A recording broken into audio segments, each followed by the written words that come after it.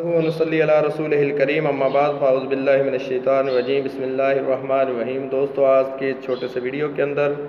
میں آپ حضرات کے سامنے رسول اللہ صلی اللہ علیہ وسلم کی چند حدیث میں سے خامد کے ذمے بیوی کے جو حقوق ہیں ان میں سے ایک حق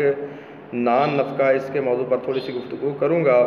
تو رسول اللہ صلی اللہ علیہ وسلم کی سب سے پہلی حدیث صحیح مسلم کی 1218 نمبر روایت ہے۔ رسول اللہ صلی اللہ علیہ وسلم نے فرمایا وَلَهُنَّ عَلَيْكُمْ رِزْقُهُنَّ وَكِسْوَتُهُنَّ بِالْمَعْرُوفِ،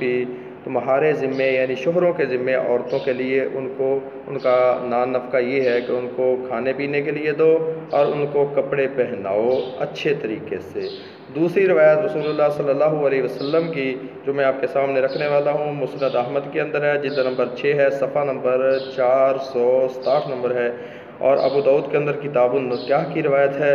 رسول اللہ صلی اللہ علیہ وسلم نے فرمایا ان تطعمها اذا طعمت، بیوی کا خامد کے ذمے حق یہ ہے کہ جب خامد خود کھائے تو بیوی کو بھی کھلائے۔ وَتَكْسُوهَا اِذَا اكْتَسَيْتَ، جب خود پہنے تو بیوی کو بھی پہنا، یہ نہ ہو کہ آپ تو کاٹن اور کرنڈی پہنے اور بیوی کو کچھ بھی نہ لے کر دے۔ اور فرمایا وَلَا تَضْرِبِ الْوَجْهَ، اور عورت کو مارے نہ، یہ مردانگی کے خلاف ہے کہ مرد عورت پر ہاتھ اٹھائے۔ وَلَا تُقَبِّهْ،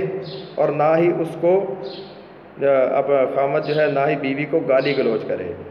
گالی گلوچ کرنا بھی رسول اللہ صلی اللہ علیہ وسلم نے منع فرمایا ہے۔ وَلَا تَهْجُرْ إِلَّا فِي الْبَيْتِ، ہاں اگر کبھی غصہ ناراضگی ہو جاتی ہے تو اس کو گھر سے بھی نہیں نکالنا، گھر کے اندر ہی اس کو چھوڑ دے چند دنوں کے لیے، 1-2 دن کے لیے اس کے اگر ناراضگی ہے اس کے ساتھ تو وہ بھی اسی گھر میں رہے، وہ بھی خامد بھی بیوی بھی ایک ہی گھر میں رہے، اسے گھر سے بالکل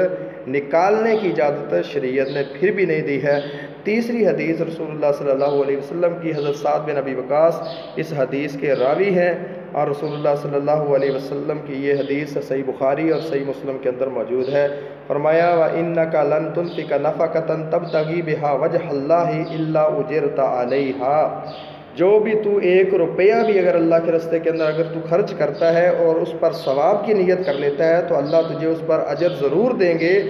حتیٰ تجعل فی امرأتک،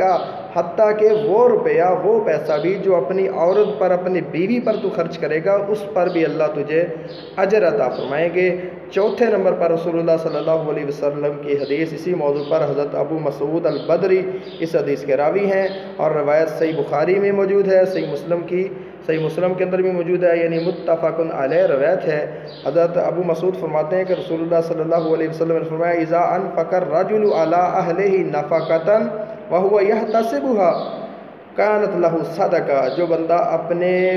گھر والوں پر یعنی اپنی بیوی پر خرچ کرتا ہے، 1 روپیہ بھی کوئی چند روپے بھی خرچ کرتا ہے اور اس سے ثواب کی نیت رکھتا ہے تو اللہ رب العالمین اس مال کو، جو پیسہ اس نے گھر کے اندر بیوی کے کپڑوں پر، جوتوں پر، کھانے پینے پر، بچوں کے جو سامان پر لگایا ہے، اس بندے کے لیے اس مال کو صدقہ بنا دیتے ہیں۔ 5ویں نمبر پر اور آج کے اس کلپ کی آخری روایت میں آپ کے سامنے رکھ کر اپنی بات کو ختم کرتا ہوں۔ صحیح مسلم کی 995 نمبر روایت ہے، اور حضرت ابو ہریرہ رضی اللہ تعالی عنہ اس کے راوی ہیں۔ فرماتے ہیں کہ رسول اللہ صلی اللہ علیہ وسلم نے فرمایا دینار انفقتہ فی سبیل اللہ، وہ روپیہ جو تو اللہ کے راستے کے اندر خرچ کرے، ودینار انفقتہ فی رقبۃ، اور وہ پیسہ جو کسی غلام کو خرید کر آزاد کرنے میں تو خرچ کرے، ودینار تصدقت بہ علی مسکین، اور وہ روپیہ پیسہ جو کسی مسکین کے اوپر تو صدقہ کرے، ودینار انفقتہ علی اہلک، اور وہ روپیہ پیسہ جو اپنے گھر والوں پر تو خرچ کرے یعنی اپنی بیوی پر خرچ کرے،